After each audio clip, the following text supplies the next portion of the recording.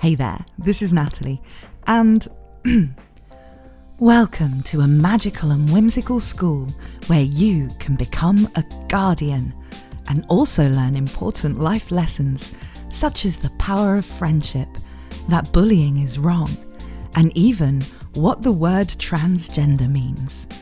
For the first time ever, subscription-based anime platform Crunchyroll invites you to watch an original show that casts aside all of what makes anime what it is, being bold enough to say no to all those things you're tired of seeing in anime, like top-tier voice acting, great music, appealing character design, and good writing.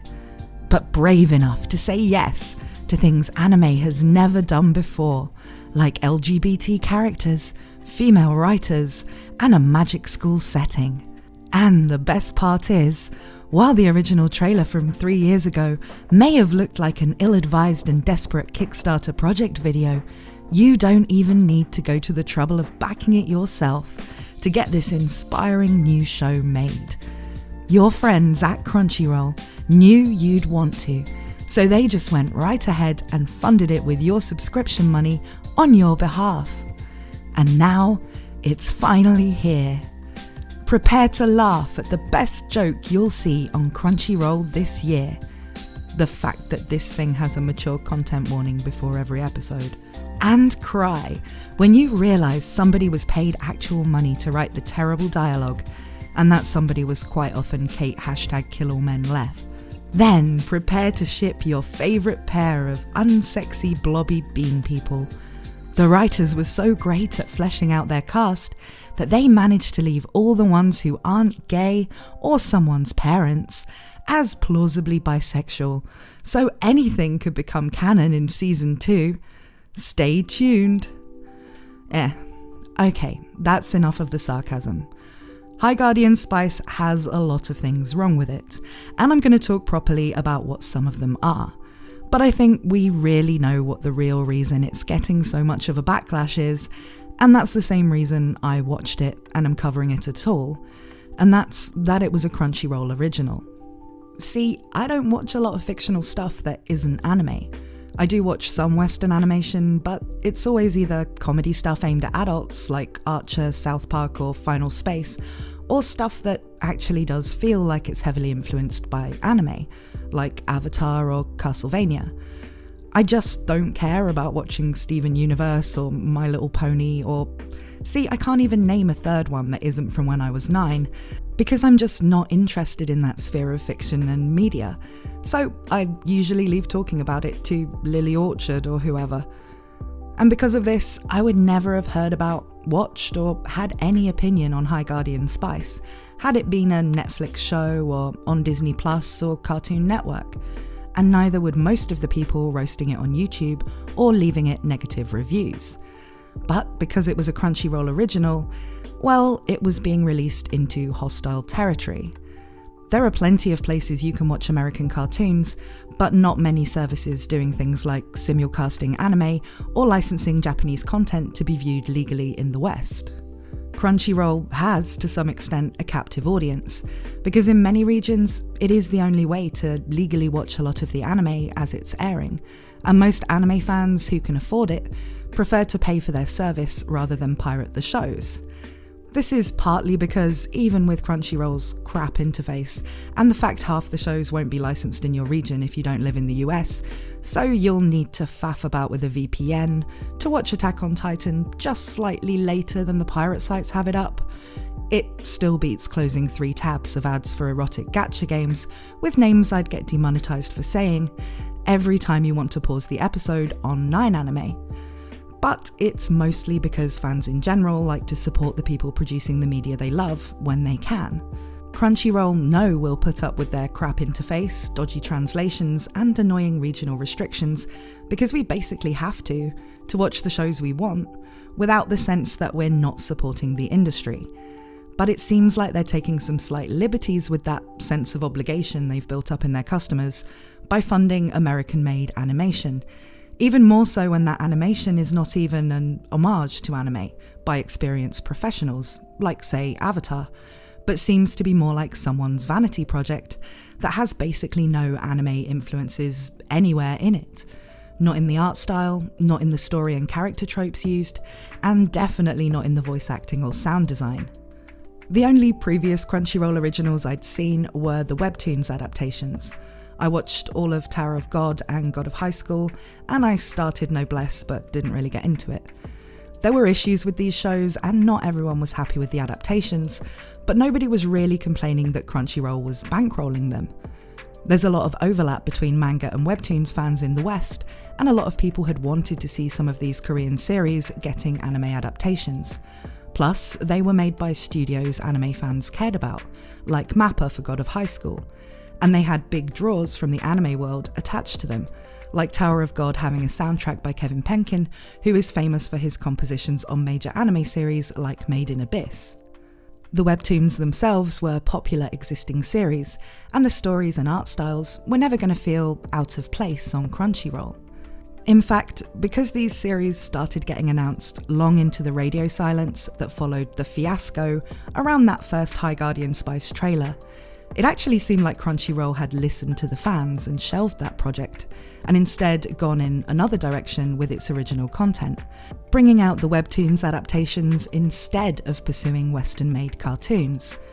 So it was kind of surprising when a couple of weeks ago, High Guardian Spice was actually released on the platform, Netflix style, with every episode available to binge, which I guess they can do with this one, given it's not like it's airing on Japanese TV, like the stuff people actually subscribe to Crunchyroll to watch.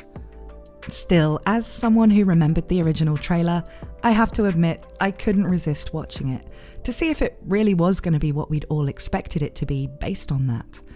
A bunch of preachy current year hot topic identity politics messaging clumsily shoehorned into a charmless generic children's magic school cartoon that might occasionally reference Sailor Moon to show what big anime fans the creators definitely are. No, they really are. I had a look at head writer Kate Leth's Twitter and she finished Full Metal Alchemist Brotherhood a couple of weeks ago, so we can be assured she definitely knew her stuff about what anime fans like while she was writing this anime series for the anime streaming service. Yes, I went in expecting not to like it, and as you can probably tell, before even watching it, I already felt like this wasn't the sort of thing Crunchyroll should be putting money into, instead of licensing more Japanese content, getting better translators, and literally supporting the anime industry in Japan.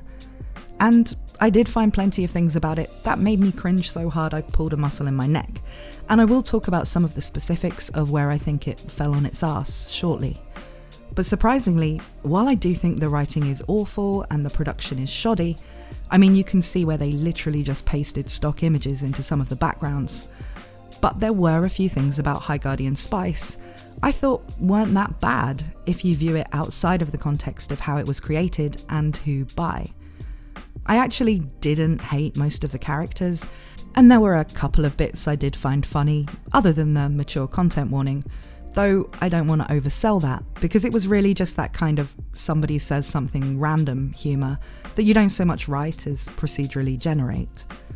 Still, I could actually see the concept working quite nicely as a show targeted at maybe 8 to 10-year-old girls, if it had just been put through some writers who are more experienced in creating successful shows for that market to up the quality of the story, world building and dialogue. With a better head writer, it could also have avoided a few of the pitfalls it fell into, where its presumably well-intentioned attempts to include things like LGBT representation and empowering messages for girls — sorry, I meant women, this is a show for mature audiences — actually ended up really missing the mark. The transition magic stuff seemed bewilderingly tone deaf for something supposedly aimed at adults, rather than children who perhaps don't actually know what transgender means, and it doesn't even make a lot of sense from a world-building standpoint if you give it even a moment's thought.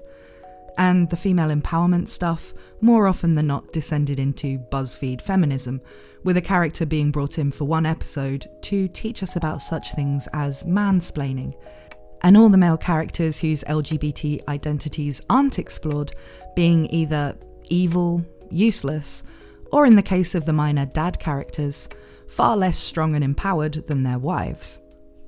See, I've been seeing the usual types defending this show in articles and saying that the only people leaving it bad reviews on Crunchyroll are anti-LGBT trolls. And yet, I would wager that a lot of people who found, say, the way this show hits you around the head with the fact there's a married lesbian couple in it a bit lacking in subtlety, also probably cried at the last episode of Dragon Maid S, which was about a lesbian wedding. I'd also bet that many of the people who thought the trans magic thing in High Guardian Spice made no sense and was just there so the only male characters they decided to give us anything to like about could be a trans man and a teenage boy questioning his gender identity, actually really liked the way the trans character Lily was written in Zombieland Saga. It's Crunchyroll. This is not the first time anyone watching and leaving a review has seen a cute romance between two animated girls, or a boy who wants to dress like a woman and see how it goes. We have tags for these things, we like them that much. It's just that the LGBT themes in High Guardian Spice are included with about as much finesse as the theme of pollution being bad is in Captain Planet, and we expect something a bit less patronising from a show that warns us it's for mature audiences only. And that mature audience thing is something I keep coming back to, so let's talk about that for a minute. When you start any episode of High Guardian Spice on Crunchyroll, and you have to watch it on Crunchyroll because, amusingly, none of the pirate sites have it, it shows you a warning saying it contains strong language and violence that may not be suitable for some audiences and is not suitable for children. The content is intended for mature audiences only.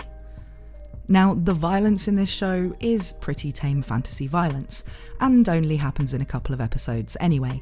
There's a bit of blood when a dragon gets killed, some people get cuts on them when they fight, that's really it. And the strong language, well, the word shit is used a few times, though again not in every episode, and the word dong is used twice. So it's hardly Scarface, but I'm not even sure why they had the characters use a moderate swear word anyway, if it would mean the show couldn't be promoted to kids, when it's clearly something only kids, or people who like watching kids media, would enjoy. I mean, it doesn't feel out of character necessarily for the emo elf to say shit occasionally, but as shows like Breaking Bad, on networks where they're only allowed one swear word per season if they negotiate for it really hard, have definitely proven, it's completely possible to write believable dialogue for characters who'd swear constantly in reality, without using any language that will restrict your show. Either write for adults and make a completely different show, or just don't have the characters swear. Though this is Crunchyroll, so there's also the third option of just releasing it as is without suggesting who should be watching it, which is what they do with all the proper anime. I was sure that I'd never seen a mature content warning on Crunchyroll before, and I mostly watch seinen type stuff which tends to have mature content in it, whether it's violence and gore or adult humour about dongs and such like. So I went back and checked a few shows I would say were definitely not for kids on Crunchyroll, and you know what? Nothing I could think of had any kind of warning like that. Are they honestly suggesting that High Guardian Spice needs a mature content warning on a platform where Berserk doesn't need one? There are only a few reasons I can think of why this might be. One is, I guess the people behind this show honestly think it's edgy, in which case, that's sad. Another is that this show is so mired in woke Twitter culture that they just figure you have to put a content warning on everything because that's the kind of environment they're used to operating in. Though this isn't really that sort of content warning. A third is that the real reason they felt the show couldn't be recommended to kids is the LGBT stuff, even though it's presented in a way that would really only be interesting to preteens, and so a bit of swearing was thrown in to justify the warning somewhat. I have a bad feeling that this could be the real reason. There is nothing by way of sexual content in the show, there isn't even any kissing, but the fact there's an openly gay couple and trans characters might be the sort of thing that would be controversial, at least in the US, in a show on something like Cartoon Network. So by doing the bare minimum by way of adult language to be able to say, "No, this is not for kids," in an opening screen, they can avoid any potential controversy, while also avoiding saying, LGBT characters and themes are adult content, which, unless they're sexual, they're not. But this is again on Crunchyroll. People who are used to anime don't tend to think like that, and the platform itself doesn't either, hence there being no mature content warnings on even very adult anime. So maybe it's the final reason I can think of, the fact that not a lot of actual children have Crunchyroll subscriptions. Yes, there are shows on there where the primary audience is kids, but kids are definitely not the primary audience for the platform itself. Perhaps knowing that their show looked and felt a lot like a kids show, and that that's not really what does well on the platform it would be available on exclusively, they wanted to try to bait us in. It actually works to some degree if you consider a lot of anime fans have watched shows like Madoka Magica that start off looking cutesy and sweet and then actually turn out to be a lot darker than that.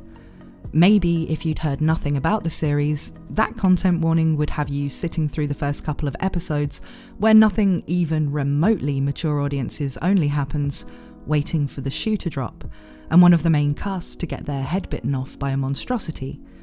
Only the shoe never does drop. Yes, the story gets a bit darker as it goes, but only in the way that literally any story with a villain is somewhat dark. We're still very much in the realms of Skeletor, rather than Subaru getting eaten alive from the inside by rabbits. Whichever reason it was stupid and baffling, and really just slathers on an extra coating of ineptitude. Write something for adults or write something for kids. Don't write something for kids, then make it so that you have to recommend that only adults watch it. It just leaves people wondering who this show is for, when in reality, it could have been a serviceable series for that kids market if they'd thought that through from the start. But what do you guys think? Is this the biggest mistake Crunchyroll has ever made? Can we even call it a worse anime than X-Arm when it definitely isn't anime? Or do you think the hate High Guardian Spice is getting is unwarranted? Or agree with the blog posts saying the people giving it bad reviews are mostly anti-LGBT trolls? Let me know in the comments. As always, thank you to my supporters on Patreon and to everyone who helps me out by subscribing to my channel and watching my videos. Thank you so much for watching, and I hope to see you again very soon.